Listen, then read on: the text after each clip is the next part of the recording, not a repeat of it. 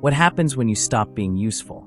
When you stop performing your role in the world, when you aren't a parent, a creator, a student, or a worker. When you're not answering texts, meeting deadlines, or putting out content for your followers. When you step back, just for a moment, and sit with yourself, no distractions, no labels. Who are you when you're no one to anyone?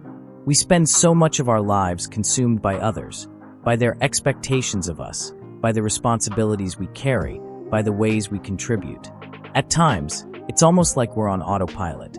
We keep going, performing, because that's how we gain love, recognition, and worth. But what happens when the autopilot turns off? What happens when you find yourself in that quiet space, stripped of every role you play, and all that's left is you? You're faced with one of the deepest fears humans have, the fear of being nothing. The roles we perform. We are all actors. From the moment we wake up, we put on the roles the world expects of us. We become who we need to be to serve a purpose, to fill a gap, to give value, to be seen. You might be a mother, a teacher, a leader, a friend, a creator. But each title we wear, each mask we don, is part of the performance that defines our existence. We adapt.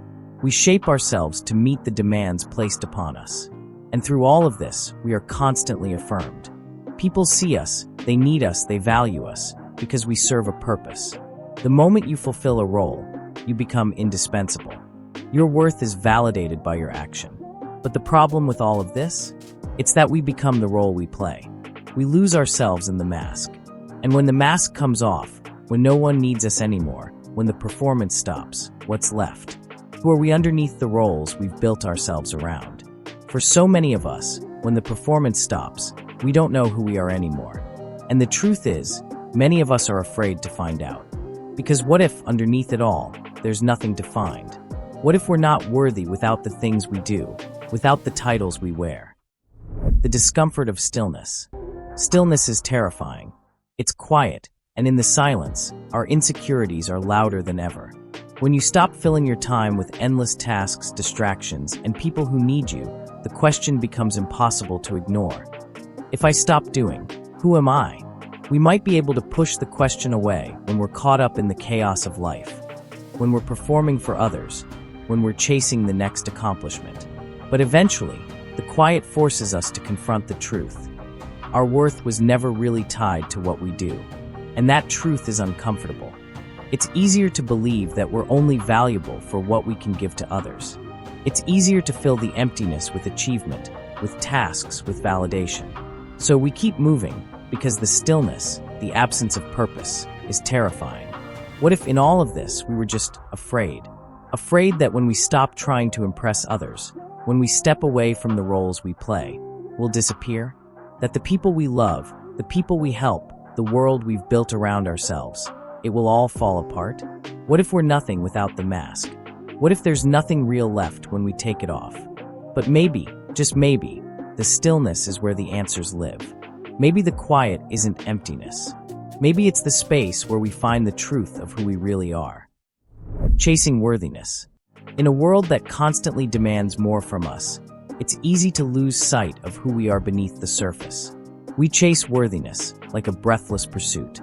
We perform, we produce, we accomplish, because it's in the doing that we feel valuable. We are taught from a young age that our value is tied to what we give. In school, we're graded based on performance. In relationships, we're rewarded with love and attention based on how much we give to others. At work, we're praised for our productivity, our ability to solve problems, our efficiency. Every time we accomplish something, we hear a small affirmation, a well done. It feels good. It feels real. It makes us feel worthy. But there's a catch. As we keep giving, we start to lose track of the most important thing, ourselves. When we get caught in this loop of chasing worthiness, we start to mistake the outward validation for the internal sense of self-worth. We confuse how others perceive us with who we truly are. We believe that the more we do, the more we achieve, the more love we get back, the more we matter. But what happens when all the applause fades? What happens when the phone stops ringing, the emails stop coming, and the likes on your posts suddenly drop? What happens when you can't do anything, when you've given everything, and there's nothing left? This is the moment when the emptiness starts to seep in. You realize that the applause, the affirmations, and the external validation were never truly yours to keep. The true question isn't, how much can I give to be worthy? The real question is, what happens when I stop giving? What happens when I simply am? You might think that without the applause, the likes, the recognition, you'll fade into the background. But what if I told you that in that silence, in that stillness, you'd finally hear your own voice? The one that's been drowned out by the constant noise of validation. The voice that doesn't need anyone's permission to exist. The voice that whispers, "You are enough just as you are." This is where true worth is born. It isn't in what you can give, in how much you can produce, or how many people rely on you. It's in the quiet realization that no matter what, you are worthy of love, of attention, and of peace simply because you exist. When you stop chasing worthiness, you begin to realize that it's already within you. Letting go isn't giving up. Letting go doesn't mean giving up. It means surrendering the illusion that we have to be someone all the time.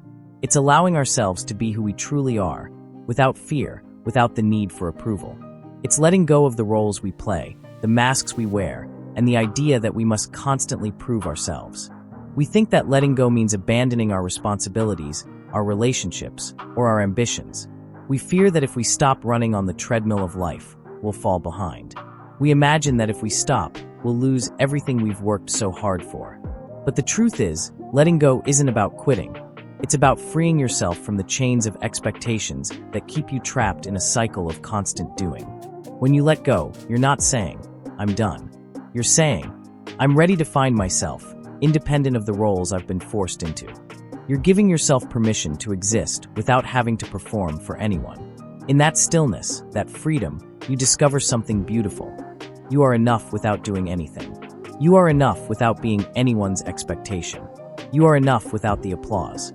Letting go means trusting that you don't need to keep giving of yourself to earn love or validation. It means recognizing that your worth is inherent, not something to be earned or worked for. The paradox is that when you stop trying so hard to be someone, you become the truest version of yourself. You stop chasing worthiness and start embodying it. And in that space, you'll find a new strength. One that isn't dependent on others, but grounded in your own sense of self. The world doesn't need you to prove anything. The only person who needs to believe you're worthy is you. The journey back to yourself. The journey isn't about becoming someone new. It's about rediscovering who you've always been. We live in a world that tells us to keep becoming, to keep improving, to keep growing. But in the constant pursuit of becoming better, we often lose sight of the truth. You are always worthy, even in your imperfection. The only thing you need to change is the narrative you tell yourself. The story you've believed that says, "I need to do more to be more." What if the real journey was simply about coming back to yourself? What if the path forward didn't require more effort, more actions, more achievements? What if it required you to unlearn everything that made you feel inadequate, everything that told you weren't enough? What if the path forward was all about accepting yourself fully, flaws and all, and realizing that you've been worthy all along? The journey back to yourself isn't linear. It's messy, full of setbacks and doubts. But in the end, it's the most important journey you'll ever take. Because when you finally stop chasing worthiness, when you finally release the pressure to be someone for everyone, you give yourself the gift of peace. You give yourself the gift of being enough, just as you are. And that is a gift that can never be taken away. So, who are you when you are no one to anyone? You are the person who has always been there, waiting to be seen. You are the one who is worthy simply because you exist. And you are the one who, when all is said and done, will find peace not in what you do, but in who you are. If this message resonated with you, remember, you don't need to chase worthiness. You are enough. And sometimes the greatest thing you can do for yourself is stop running and just be. I'm part of Effortless Squad and you are awesome.